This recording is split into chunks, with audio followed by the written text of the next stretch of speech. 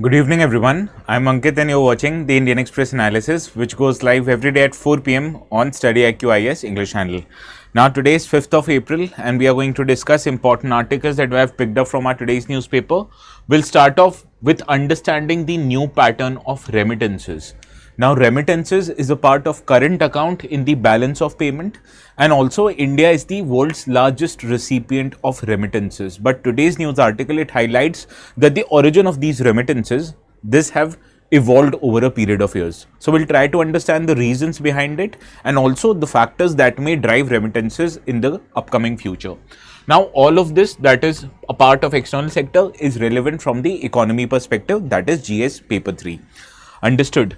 Then in the next article, we'll be understanding about the new Pamban Bridge.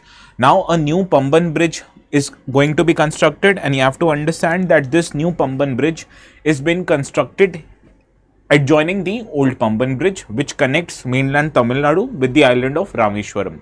Now, Rameshwaram is a very important tourism spot, particularly as the temple for Lord Shiv is there, and also it is relevant from Ramayana perspective.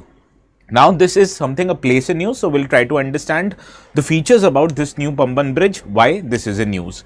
Also, India's forex reserve has seen as a last 5-month high, so we'll try to understand the components of foreign exchange reserves and also what are the factors that drive countries like India to maintain a large or a very substantial portion of money in the forex reserve.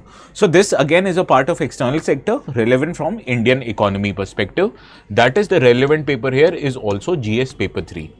In the fourth article, we'll be understanding the Vibrant Village program, as yesterday the Home Ministry has announced for a second phase of this Vibrant Village program. What this kind of program wants to do, we'll try to understand. This is something that is important from GS paper 2 perspective, that is governance, because the marginalized area of our country, particularly the border areas, are the focus point of this Vibrant Village program. So therefore, it becomes important from our exams perspective. Hello, am I audible, guys? I don't know if I'm audible or not. Let me refresh it. Yes, I am audible, very much audible. Okay. Now, good evening, all of you. Now, in the fifth article, which is relevant from science and tech perspective, we'll be understanding about the new silicon carbon batteries, because the flagship mobile phones or the expensive mobile phones in general, they are these days relying on this silicon carbon batteries. How are they different from the usual lithium ion batteries? We'll try to understand it. What are its advantages and also some kind of disadvantages are also there. This is relevant from GS paper 3 perspective, that is matters relating to science and technology. And in the end, that is the last article, we'll be understanding about the various facets of literacy related to artificial intelligence, because going forward we understand artificial intelligence is something that will play an increasingly important role in our day-to-day lives, right from agriculture to education to healthcare, and not just computing. AI has had a transformative impact, but also you have to understand that the emerging workforce in coming days have to be quite aware of the AI capabilities and also understand these AI so as to supplement their day-to-day work. So this becomes relevant from multiple perspectives. Although this question primarily is formulated from an education point of view, that is relevant from GS paper 2 social sector. However, you can understand this kind of a syllabus has relativity with Indian society, with Indian economy, with science and tech. So it is a multidisciplinary topic, but the relevance of this topic primarily depends from GS paper 2. Understand? So these are the 6 articles that we are going to cover today. Now, about these 6 articles, and every day I will make sure to upload these notes as soon as the session ends. I will upload these notes on my Telegram channel ATS Live. So you have an option. Go to the top right hand corner of your app, click on the magnifying glass button and enter the words ATS Live. It will take you directly to my Instagram channel, and this is the Telegram channel, and this is the QR code. If you aren't able to find the Telegram channel, you have an option to scan this one and it will take you directly to my channel.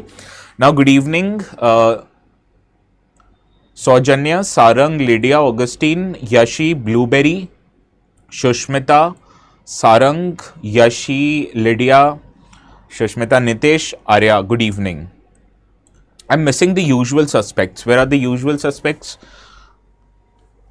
Now about this question which I gave you as a homework, this question we discussed, or this topic on which this question is related, we discussed it yesterday, and this question is indeed a UPSC Prelims PYQ which appeared in 2018. So I'll expect each and every one of you to get the correct answer right here. Please comment it so that I know.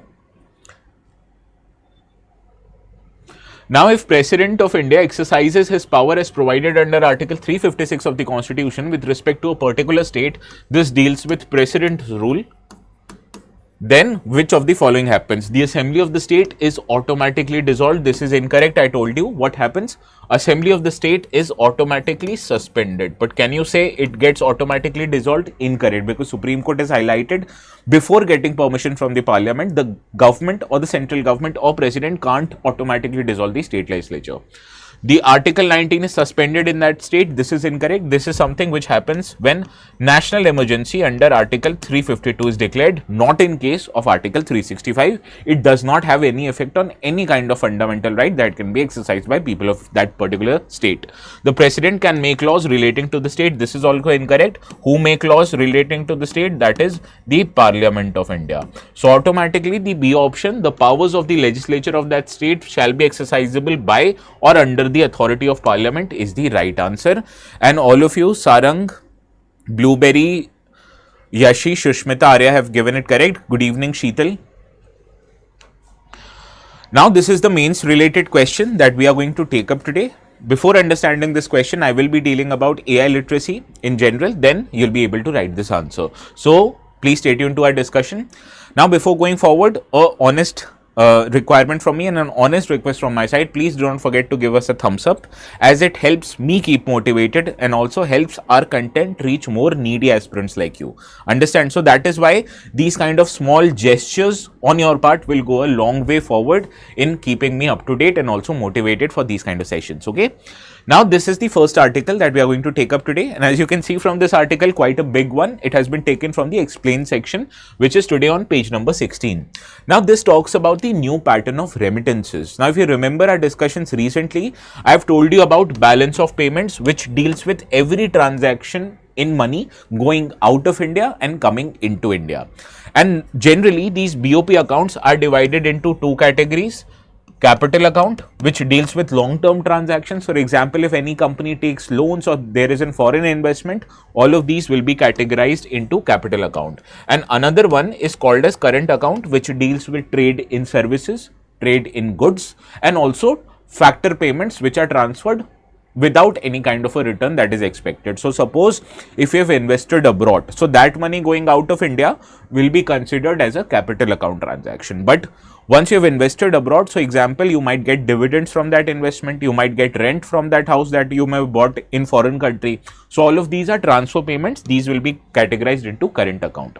Also remittances are money which is sent by people of Indian origin on anyone for that matter living outside to people belonging to India, that is into India. So this is also a part of current account in the balance of payments. So you understand, if a software engineer whose parents might be living in India and that software engineer is employed in a company in US. So there's a possibility that that software engineer might be sending some money every month to his or her parents so as to support their parents. So that is an example of remittances. Similarly, there are many people who work in Middle East companies, particularly as laborers, and they make sure to send the money for their homes, for their parents, for their families who are living in India. That is also an example of remittance. So in our discussion today, we'll be understanding remittances.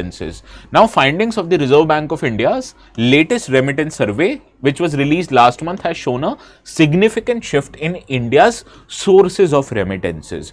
Now, this significant shift becomes very important because India is world's largest recipient of remittances, and last year India got $130 billion annually from other countries which were flowing into India as a form of remittances. Now there is a migration and development brief report which is published by World Bank, and this actually tells us which country is sending or receiving how much amount of remittances, and all the rankings that are published every year, India remains at the first position.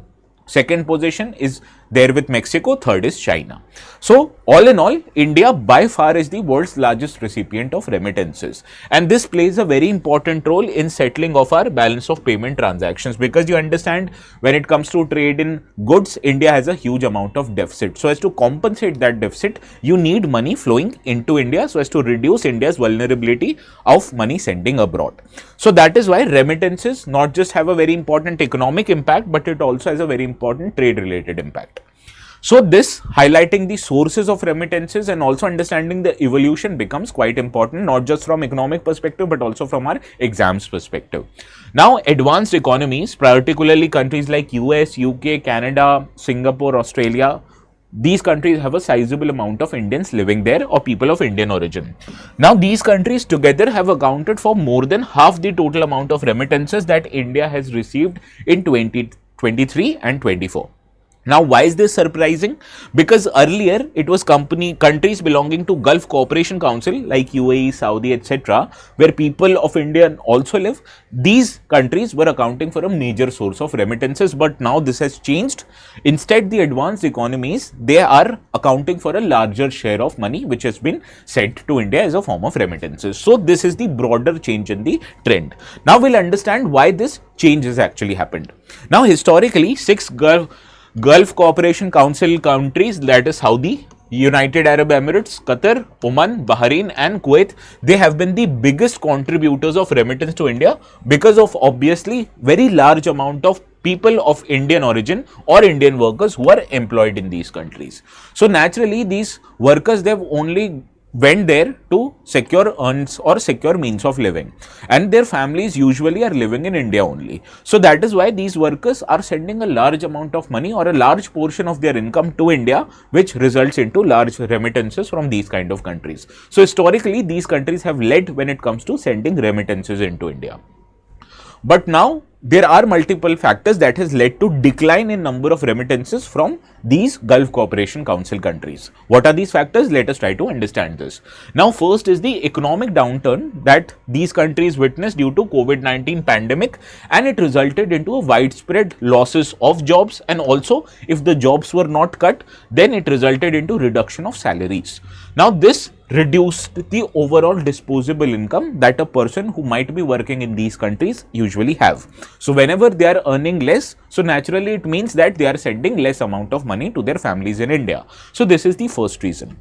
Second reason is the advanced drive of nationalization policies in these countries. Now particularly this was led by countries like Saudi Arabia, whose nationalization policy is known as Nitakat, and it is also known as Saudiization, which actually wants to prioritize local employment creation over foreign workers. And this have significantly decreased opportunities for foreign workers living in these countries to get employed like workers coming from India.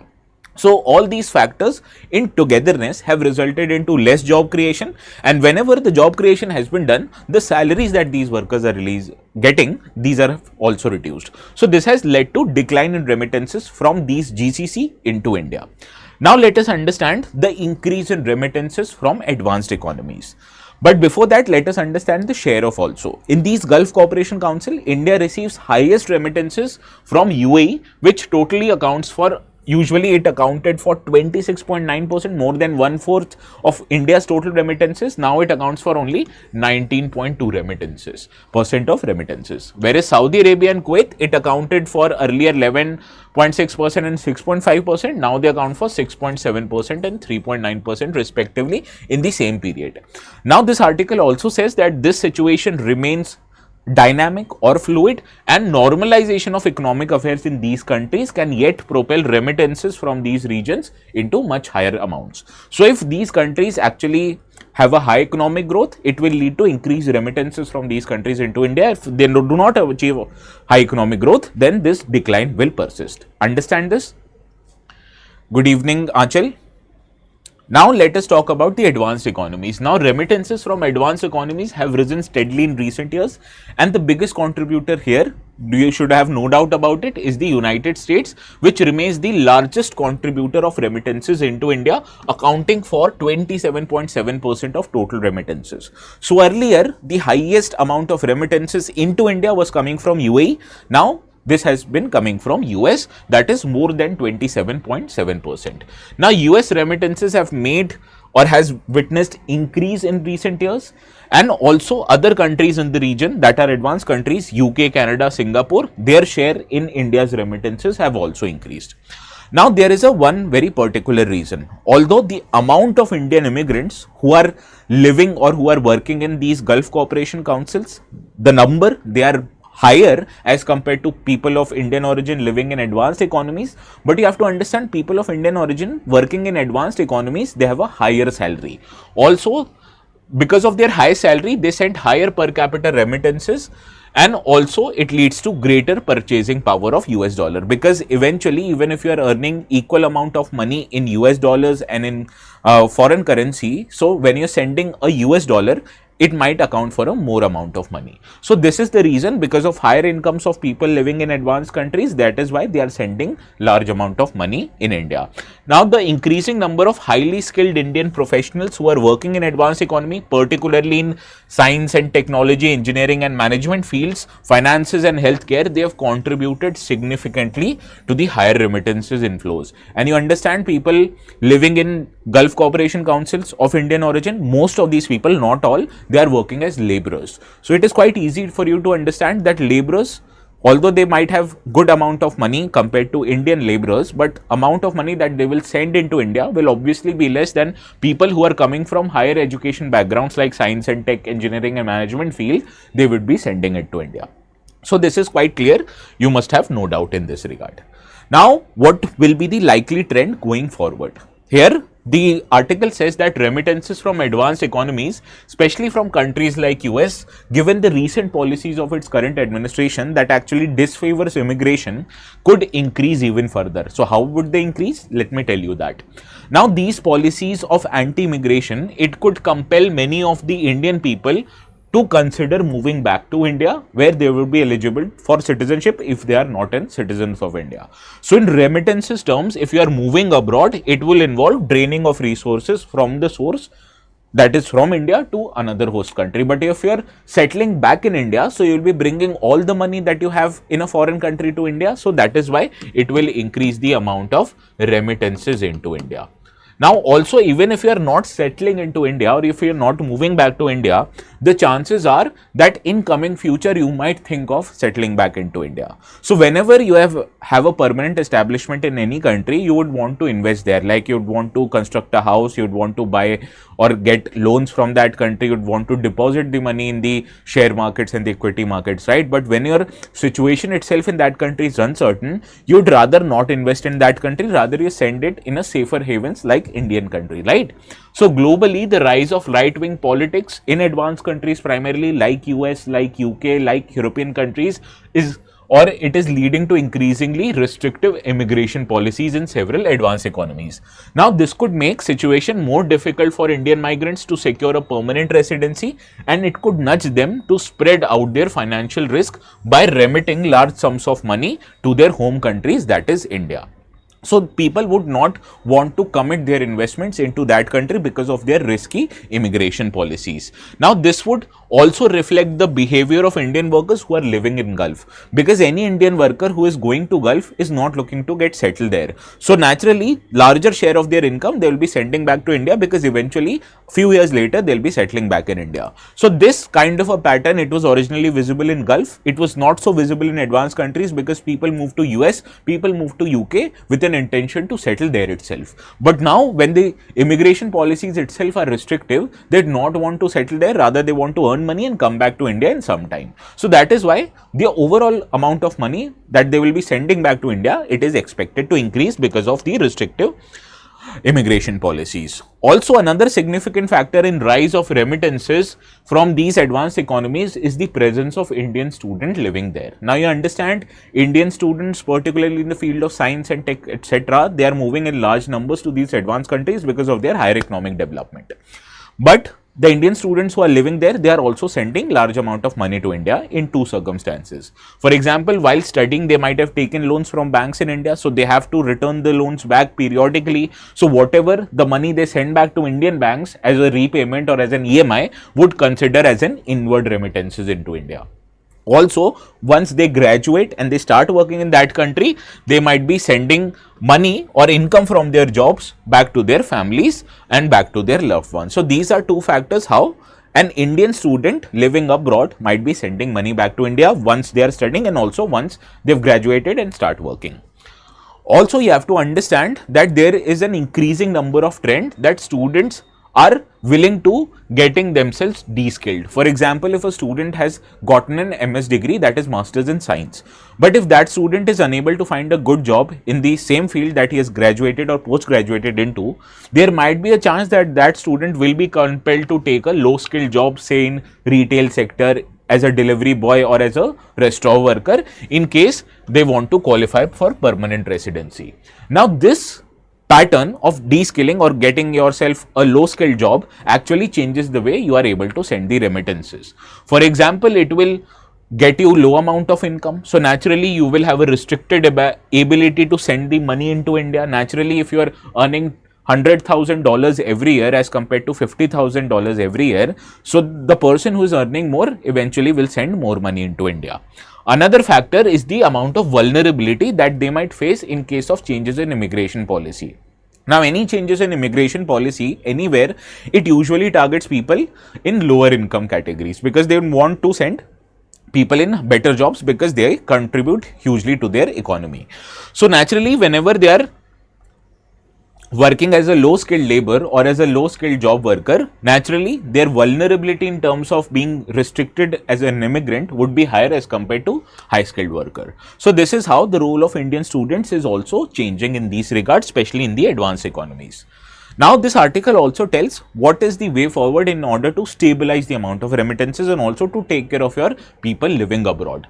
Now, in order to maximize the remittances inflows and inflow the welfare of the migrant workers, India, according to the article, it must focus on skill harmonization at the sending country level. First, you have to assess that the country where I'm sending Indian people to, these are kind of skills that that country demands. So I can skill train the people, I can choose the people who have that particular kind of skill which is in demand in foreign country, so that it actually does not put any worker into the risk of not getting a job abroad. And India is trying to do that.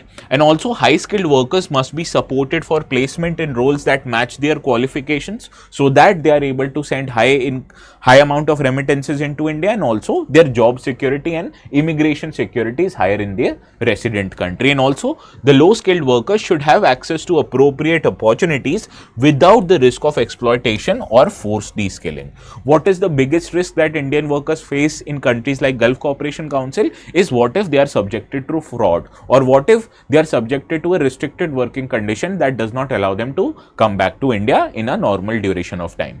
Also, government has to agree to a fact of bilateral and multilateral mobility agreements that can play a key role in regulatory or regulating migration and protecting workers from underemployment. Now, suppose anyone working in India has to contribute as an EPF or in EPF account, right? Similarly, people in working in other countries also have to contribute a part of their money into their social security activities. So, what if that worker decides to come back? So, there might be a way so that their contributions in the social security, suppose in US, can be transferred back to India in some way. So, this is how you actually regulate migration and also protect the workers from not getting disadvantaged or not getting vulnerable to economic downturns. Understand? So this is the article that brilliantly highlighted the change in remittances and the way remittances are coming from different countries into India. Now let's try to solve this question, which is a PYQ of 2019. Now, in context of India, which of the following factors is or are contributors to reducing the risk of currency crisis? How many of you know what is a currency crisis? Can anyone explain it to me in the comments?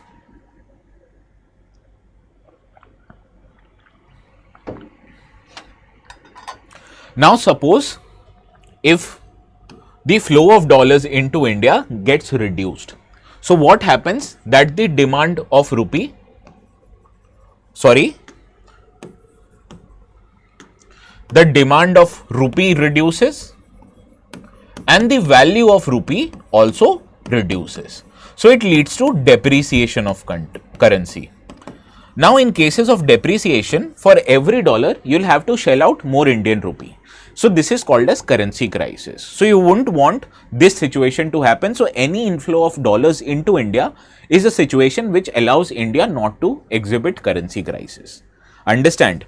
So in that regard, the foreign currency earning of Indian sector plays a very big role in preventing currency crisis, because as Indian companies are delivering services in other countries, it will allow Indian companies to earn more dollars or more foreign currency. So naturally, these foreign currencies would come to India and it will keep up the demand and supply equation between dollar and rupee and keep the value of rupee stabilized, if not depreciation. Also, remittances from Indians abroad, as I told you, it allows Indian government or Indian economy to view a significant inflow of foreign currency. So whenever there is high foreign currency coming into India, so naturally they'd want more rupee, so the demand of rupee increases. And when demand of rupee increases, it increases the value of rupee, and at most cases it does not lead to depreciation of rupee. So factors 1 and 2 actually contributes to reducing the risk of currency crisis. But what about second factor? Does government expenditure reduces the currency crisis? In any case, it won't. Suppose if government increases its expenditure, it would have to borrow the money, and in case if it borrows from foreign sources, it will actually increase the currency crisis, and usually government does not borrow from foreign sources, so it does not affect the currency crisis in any manner. So second is not relevant from this question. So first and third is right. We have to identify correct answer. Therefore, option B is the right answer. Shushmita, Arya, you've gotten this right. And I guess Bhanu and Yashi also have gotten this right. Yes, sudden and substantial loss in value of currency is what? Currency crisis. Good, Sheetal. Yes, Bhanu Gupta, you are also right. Decline in foreign currency reserves is also an example of foreign currency crisis. Now, let us move to this next article. This appeared in a whole page, that is on page 12 of the Indian Express newspaper, and it talks about Bridge of Future. What is this Bridge of Future? It is talking about this new Pamban Bridge, which is going to be inaugurated tomorrow by Prime Minister Modi, and as you can see, this is very next to the old railway bridge or the old Pamban Bridge. Now, this Pamban Bridge actually connects mainland Tamil Nadu with the island of Rameshwaram, which is quite famous for religious tourism purposes. And you can see there is a road bridge also, and if you go from this road bridge on the right, you'll see these kind of railway bridges. So, I don't know how many of you have traveled to Rameshwaram. I've actually seen this old Pamban Bridge. I've not went there recently, so I have not seen this newer bridge. Okay. Now, talking about this bridge stretching across the blue ocean and connecting Rameshwaram with the mainland India, through which trains and ships both pass by with a scenic view, the new Pamban Bridge will be inaugurated by the Prime Minister Modi tomorrow, that is on Ram Navami. Now, let us understand few facts related to the old bridge. Now, this old bridge was built in 1914 and it took 2.5 years to complete, and it was built by British India under the aegis of Madras Railway.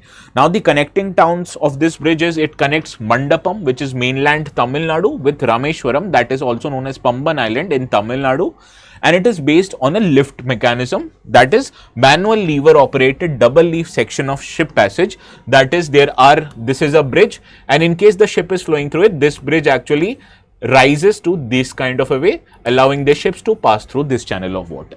So this is the old kind of a bridge that was constructed. The length of this bridge was more than 2 kilometers, and it operated for 108 years before corrosion led to its closure. So that is why the necessity of a new bridge was announced. Now, this new bridge is built on a new technology that is known as vertical lift. Now, this bridge has different sections. So, this is a vertical lift that actually goes up, allowing the ships to pass through this particular piece of land, and it is built by the Rail Vikas Nigam Limited at the cost of more than 500 crore rupees. The feature of this lift is that it is a vertically lift span lift, which is first in India, automated for smoother ship movement. It also has a stronger construction, which makes it corrosion resistant for longer durability. Now, it uses a modern technology. The earlier one was a manually operated lift. Now, it is a fully automatic lift mechanism, and also it is more energy efficient, which makes it solar ready design for future sustainability. So, this is how the technological improvement has actually allowed India to construct a newer bridge, which usually we find in more developed countries. So, this is a first in kind vertical lift kind of a bridge in India. Now let us quickly move to the third article. Now this actually covers two articles. This we dealt with recently. We dealt about manufacturing PMI, and in that article I told you there is also a service PMI, and you combine these two in a weighted average method to come at a national PMI. Now whenever PMI is more than 50, you understand it leads to growth, and whenever it falls down below 50, it leads to economic contraction. Understand? So I'll not be discussing this PMI. What I'll be discussing is India's foreign exchange reserve, which has recently hit a 5-month high figure, which is more than $665 billion. Now India's foreign exchange reserve, it managed or it increased 4 consecutive week and stood at a near 5-month high of $665 billion as of March the 28th in a data which is released by the RBI. Now, what is important from our exams perspective is not the amount of money that India has in its foreign exchange reserve, but what is foreign exchange reserve, what constitutes foreign exchange reserve, and what are the factors that determine how much a country should maintain its foreign exchange reserves level at. Okay. So in that regard, let us understand what is foreign exchange reserve. Foreign exchange reserve refers to reserves of RBI which is kept in various forms of financial assets. We'll understand what kind of financial assets are there in India's foreign exchange reserve. Now it is kept as a cushion against any potential balance of payment crisis in India, and in India, the RBI, as per the RBI Act 1934, acts as the custodian of foreign exchange reserves.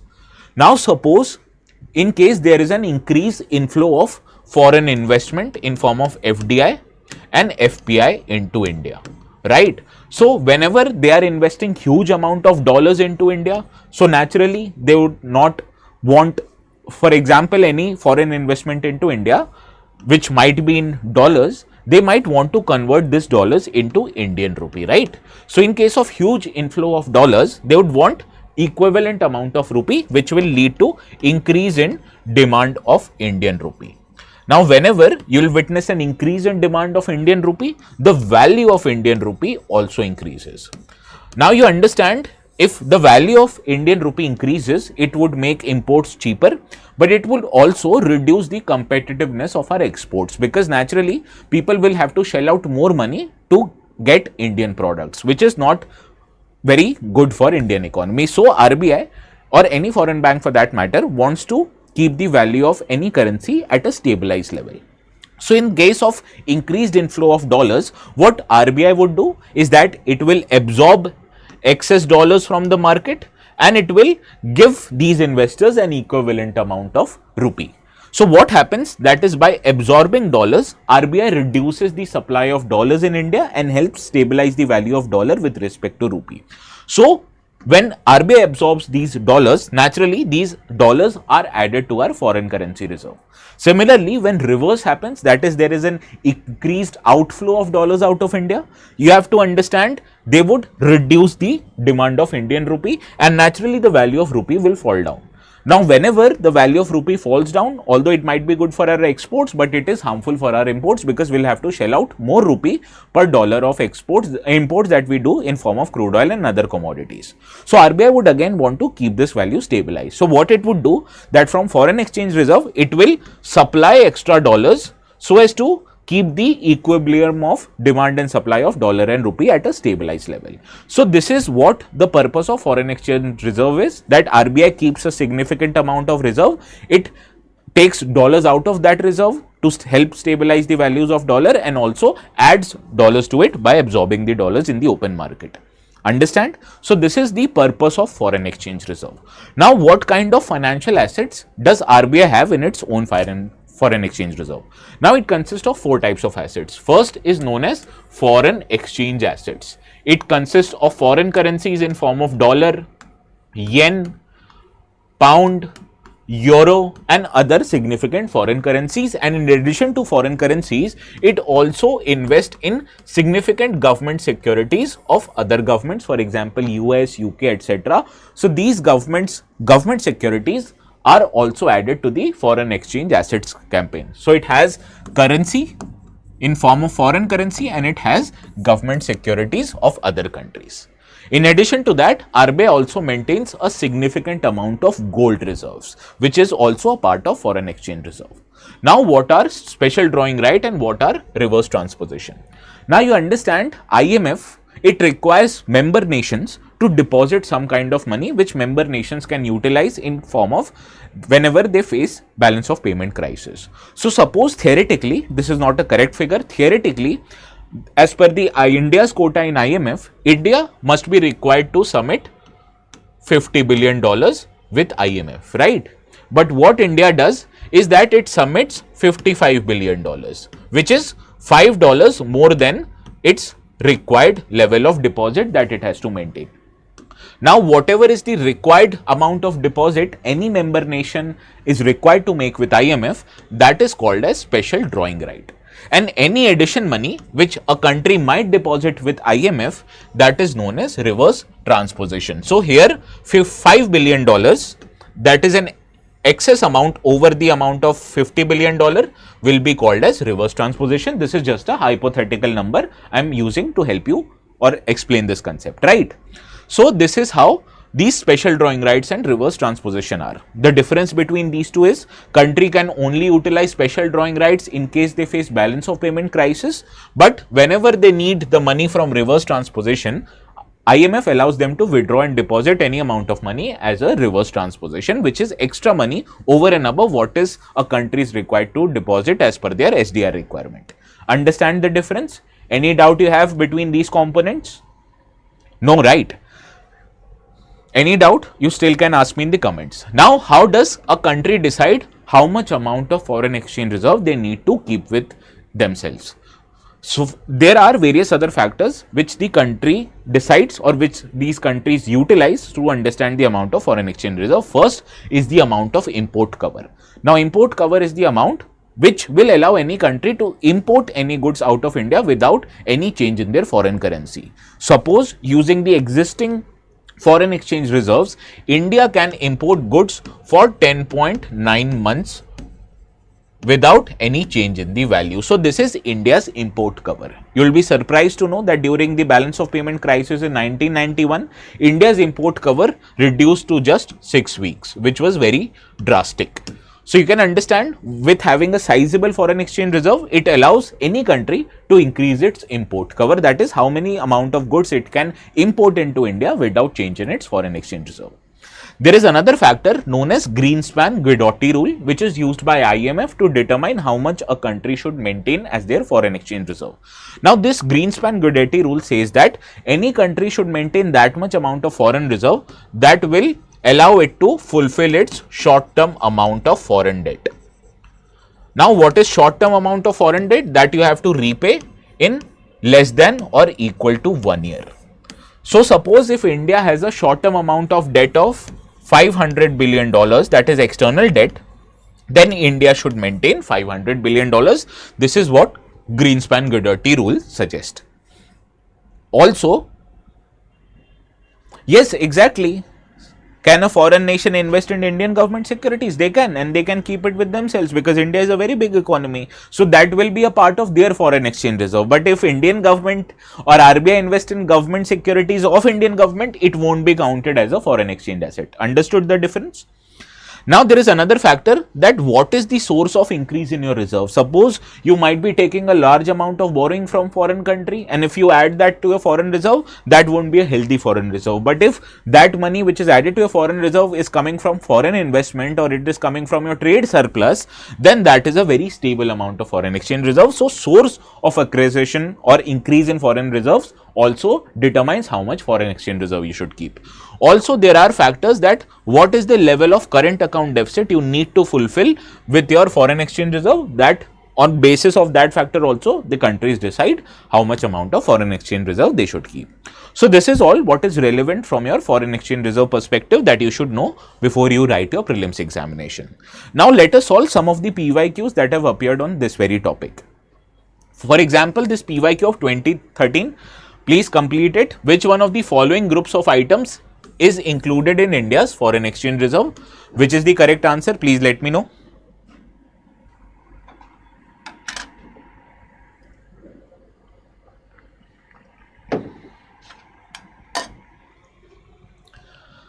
Now option B here is the correct answer. Foreign currency assets, gold holdings of the RBI and SDR is the right. All the others are incorrect. The next one, which of the following, this question appeared in 2016, which of the following best describes the term import cover sometimes seen in the news?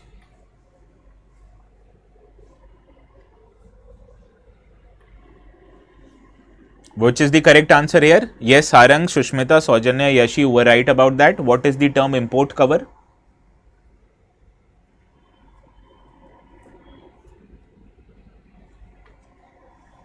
Sarang says option D, it is the number of months of imports that could be paid for by a country's international reserves. This is the correct option. Yes, Shushmita, Blueberry, Sheetal, Sarang, all of you are right. Now, let's try to solve this practice question that I have made. With reference to foreign reserves in India, consider the following statement. Department of Economic Affairs under the Ministry of Finance is the custodian of India's foreign reserves. Gold forms the largest component of India's foreign exchange reserves. Outflow of foreign portfolio investments are likely to decrease India's foreign reserves.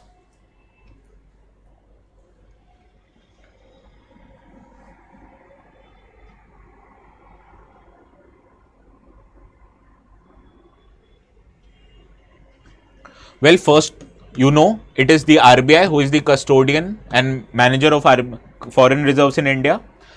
Now, outflows of foreign portfolio investment, whenever there is an outflow of foreign currency into India, there is a increased demand for dollars and reduced demand for Indian rupee. So, in that case, the value of Indian rupee depreciates. So, as to control this depreciation and fulfill the increased demand of dollars, what RBI does is it takes the dollars out of their foreign reserves and supplies it into Indian market. So, it leads to decline in forex. So, third is correct. Now, what about 2? Which is the largest component of India's foreign exchange reserve? Now, foreign currency assets, they contribute about 87 to 88% of our total foreign exchange reserve, followed by gold. Gold contributes about 10% to our foreign exchange reserve, followed by SDR and followed by RTP. RTP contributes to about 0.4%, whereas SDR contributes to about 2 to 3%. So, this is the weightage of India's foreign exchange reserve. The highest is the foreign currency reserve, followed by gold, followed by SDR, followed by RTP. So, gold is not the largest component, it is the foreign currency assets. So, second is incorrect. Therefore, option B is the right answer. Yes, Sarang, Shushmita, Lydia, Yashi, all of you are correct. Now, this foreign exchange reserve, I told you, is a part of balance of payment crisis. There are other parts of balance of payment crisis like current account convertibility, capital account convertibility. What may be the factors that should India do before allowing fully capital account convertibility? All of this I take up in the foundation classes, that is P2I batches. So, to take admissions in these kind of batches, what you have to do is click on this UPSC IS English. There we not just teach economy, but we teach every subject. Not me, other teachers teach other subjects, okay? So, what you can do if you want to take admissions in these kind of batches have started and the admissions for the April evening batch, they are ongoing right now. Now, the diamond package is available at 43,749. What is diamond package? I have told you. This diamond package will get you additional benefits in addition to gold and platinum packages, that is reward in case if you clear prelims, that is you'll get full refund of your course fees. In case if you top the monthly test, you'll get a financial reward of 11,000 rupees. You'll be brought to Delhi and every expenses will be taken care of before prelims and mains if you perform well, and also you'll be getting a Margdarshan, which is a one-to-one sessions with faculties in order to clear your doubts. Now, this is the benefits of diamond batch, and to take admissions in diamond batch, which is available right now at 43,749, click on buy now. But let me tell you a way you can get even more discounts on this item. Click on add promo code here. Here you have to enter coupon code add ATS live, which is my code, which must be flashing on the bottom half of your screen, and click on apply. As soon as you click apply, you can see the discounts is available at 8,749 rupees, which reduces the cost fees of your diamond batches to 34,999. Similarly, discounts are available also for platinum and gold. But this discounts is available only when you apply the code ATS live. Okay. So, please take admissions if you want to get completely educated about every subject of UPSC. Now, let us move to another article. This article appeared on page 6 of today's newspaper, and it tells us that the cabinet has given its permission to implement the second phase of Vibrant Villages program. Now this Vibrant Village program, it is a centrally sponsored scheme that was launched earlier for 2022-23 and it will end in this financial year, and this will be implemented by Ministry of Home Affairs. Now what this scheme wants to do is that it is a comprehensive development of a village and block in the northern borders, which will allow it to improve the quality of life of people who are living in these border villages. Now you understand these border villages are hitherto underdeveloped or undeveloped regions in India. So people who are living in these villages, they have no other option but to migrate into urban areas in order to seek livelihood. Also, whenever less amount of people are living, there is a chance that people who are living there, they'll be involved in certain kind of anti-social and anti-India practices like allowing smuggling to happen. So as to increase their overall quality of life, allowing them to earn money through a legal means, the government is trying to bring certain improvements in these villages, which is under the aegis of Vibrant Village program. Now this will help in encouraging people to stay in their native locations in border areas and reversing the out-migration from these villages, while adding improved security at the border levels. So whenever these people are prosperous, why would they involve in any anti-social or anti-India activity? And also they'll be an asset of the Indian armed forces who are responsible for protecting our borders from intruders. Now under this scheme, the program will provide funds for development of essential infrastructure and also creation of livelihood opportunities. And in the first phase, this opportunity will be created in districts, 19 districts in 4 states and 1 union territory, that is alongside the northern land border of our country, that is Arunachal, Sikkim, Uttarakhand, Himachal Pradesh and the union territory of Ladakh. Now the focus area of this intervention is to promote tourism and cultural heritage, undertaking skill development of the population and promoting entrepreneurship in them, and also development of cooperative society, which might include agricultural, medicinal, herb related cooperative society, which will allow farmers to get a better income for their produce. Now also this scheme wants to intervene in other creation of infrastructure like improving road connectivity, providing housing and village infrastructure, providing them with energy sources like renewable energy sources, and providing them telecom connectivity. Also, there is a Vibrant Village Action Plan which will be created by the district's administration with the help of Gram Panchayat, and 100% saturation, that is utilization of central and state schemes, will be ensured so that the overall development of these villages happen. Now, in the second phase of this scheme, which is a change, there is a change that this second phase will be implemented as a central sector scheme. Earlier was a centrally sponsored scheme, which means the funding for that scheme will be shared between state and central government. This second phase will be implemented as a central sector scheme, which means 100% of the funding for second phase will be provided by central government. And the objective of this program is to create again better living standard and providing adequate livelihood opportunity to ensure prosperous and safe border regions, controlling trans-border crime and assimilating the border population with the nation, so as to allow them to act as an eyes and ears of border guarding forces.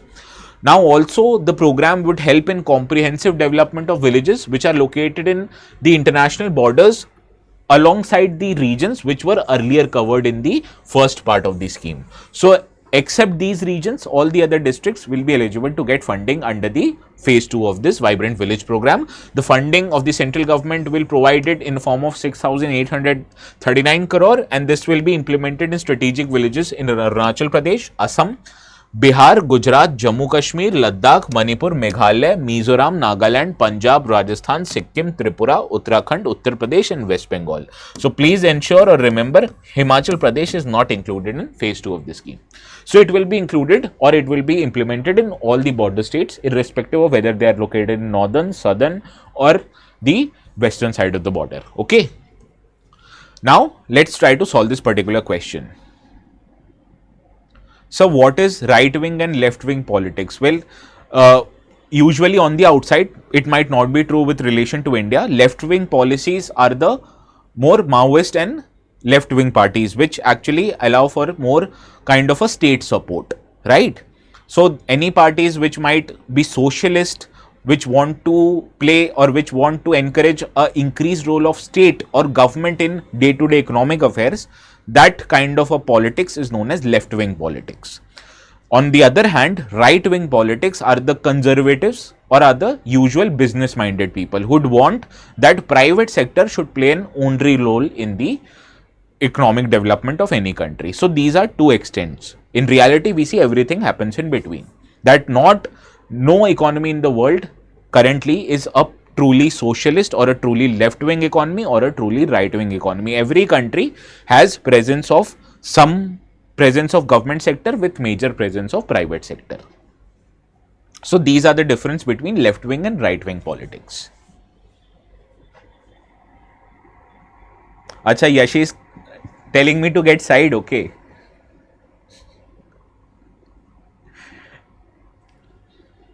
Sarang says option C. With reference to Vibrant Village Program, consider the following statement. Program aims to ensure comprehensive development of border villages in all the Indian states. It includes provision for development of essential infrastructure like housing, road connectivity and renewable energy sources. Vibrant Village Program is implemented by the Ministry of Defence. Which of the following is or are incorrect? You have to identify incorrect ones.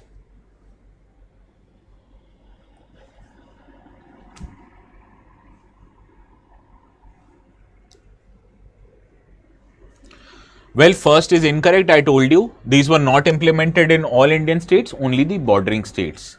Whereas the second one is correct. Third one, it is implemented by Ministry of Home Affairs. So incorrect. So first and third are incorrect. Therefore, option C are the incorrect ones. Therefore, right answer from our question. Yes, Lydia, Yashi, Sheetal, Shushmita, all of you are correct. Sharang also right. Now moving to the next article, this talks about silicon carbon batteries which are used in new kind of phones. So this brings our attention, how are silicon batteries different? Why this was in news? Because new wave of flagship Android phones, that are expensive Android phones, they are coming and they have one thing in common, that is they all pack with heavy duty batteries which are better than their predecessors, and they are becoming leaner thanks to the new technology which is known as silicon carbon technology. Now this kind of a silicon carbon technology has allowed the companies to pack in the batteries which are of higher capacity while making themselves thinner. Understand? So let us understand in this regard what are the silicon carbon batteries. Now silicon carbon batteries are an advanced kind of batteries which are more advanced than lithium ion batteries that were used before, and it has the same cathode which is made of lithium, while it changes the way anodes are made. Earlier in lithium ion batteries, anodes were made out of graphite. Now this has been replaced by silicon carbon composite. What are the key differences between lithium ion batteries and the silicon carbon batteries? It's that silicon carbon batteries have higher energy density which allows it to hold more charge per gram, improving the levels of battery life. Also these are smaller and lighter which can be made thinner while storing more amount of energy, and also these allows the phone to have faster charging which allows quicker power replenishment. So you can understand Android phones in general, they charge much faster than the iPhones.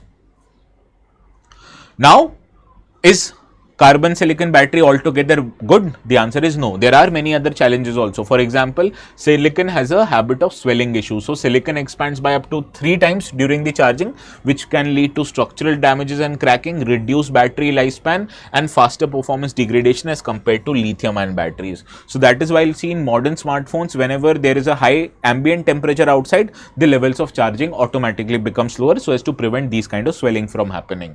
And also it can lead to higher manufacturing cost. Therefore it is only available in the more expensive mobile phones, and it is also has a practical energy density variation. Although theoretically energy capacity of these silicon carbon batteries are higher, but in real performance or the real world performance, it varies as per the device and also the usage of this device. So in all factors, you can't say that these batteries are in all better. They have some qualities, but they also have some kind of a drawback.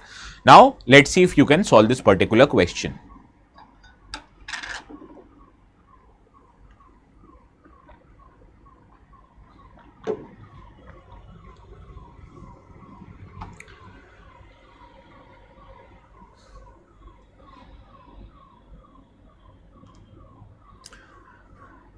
Well, I have this phone, so you can guess which kind of a phone is this. I'll not tell you.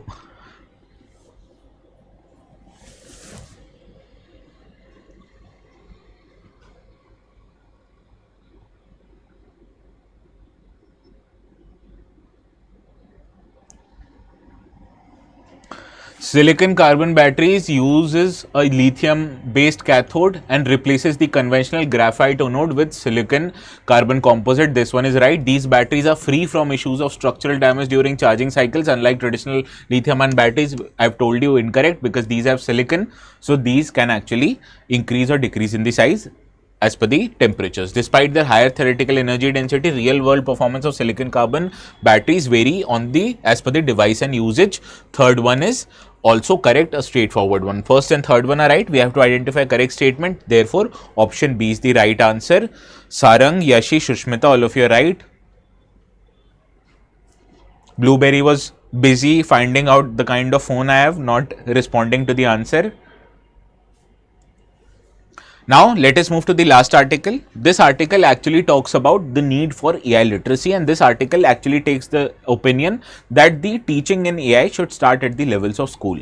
Why this article is talking about AI literacy? Because you have to understand AI literacy will be a quite crucial factor in determining India's future competitiveness and the levels of innovation that will India have. Now, also having AI literacy will empower individuals to engage with AI and also avoid them falling behind in a global level. So in that regard, let us understand what are the factors why we need Indian people to be literate in AI. Now, first is the economic competitiveness. Now, AI literacy, you understand, it equips individuals with the amount of skill that will get them a better kind of a job. Also, it will help them drive innovation, positioning India as a global leader in research and development activities of artificial intelligence. So India cannot always remain a service provider. It has to level up, and for level up, it needs to provide education in AI sector. Also, it will help people's job readiness. Now, you understand, going forward, most of the work will allow the use of AI in one way or the other. So if a person is not using AI, automatically that person will be left behind.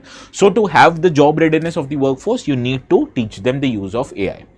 Also, it will help in empowered decision making. Now, suppose if a farmer knows how to use the AI, he will be able to get the best out of that technology in understanding the various levels of farming. Also, with the use of AI, his or her job might become quite easier and less tedious. So that is how it will help anyone to empower and have a better decision making ability.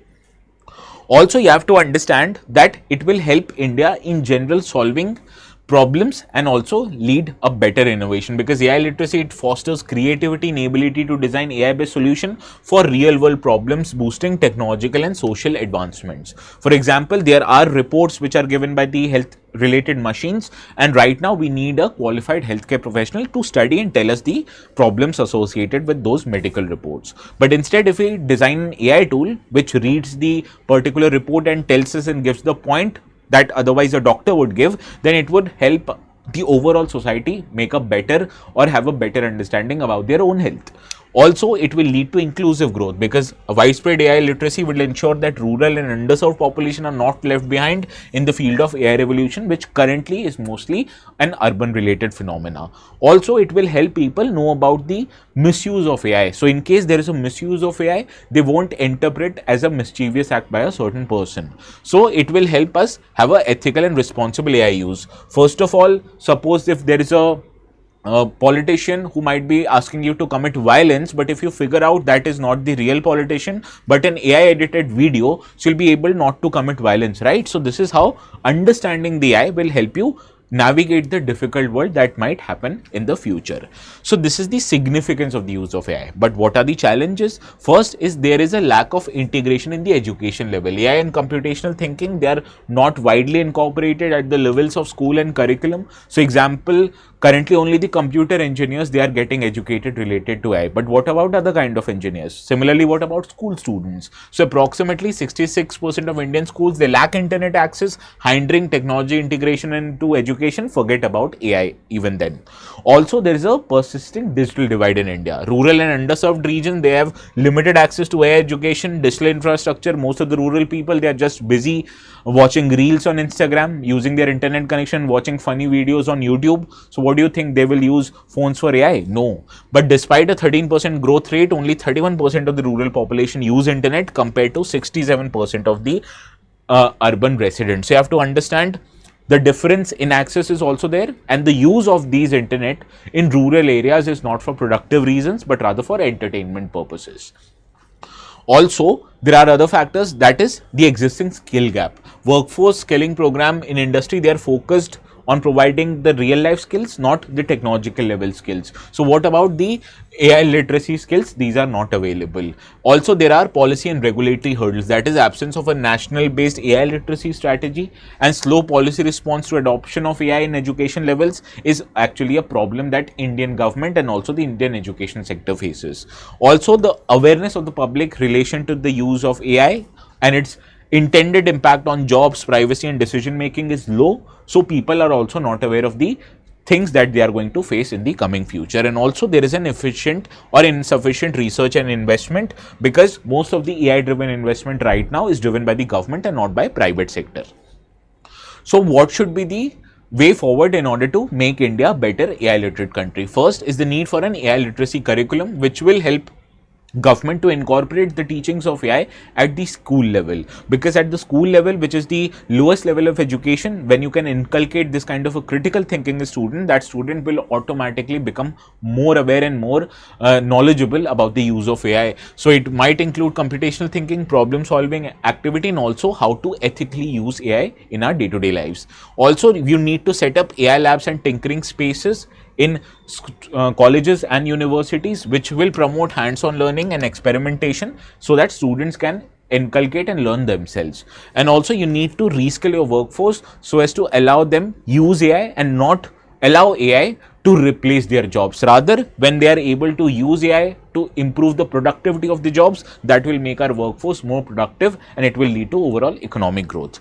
Further, what you can do is you need to create public awareness campaign, that is overall people, they should be made aware how to critically use these AI tools for our better lives, not to waste their time in kind of ghibli art images. And also investment in research and development, particularly from the private sector, and also the increased collaboration between academic as well as industry sector will help us integrate the AI levels which might be at theoretical levels into our day-to-day applications. Further, ensuring equity and accessibility will allow that even people who might be living in rural areas, people living in lesser developed regions and socioeconomically backward regions are also participating in these kind of drives and get themselves acquainted by the use of AI. So this is what we need to do in order to understand the AI. Now this is the question that you need to write. Please make sure to submit your answers before 8 p.m.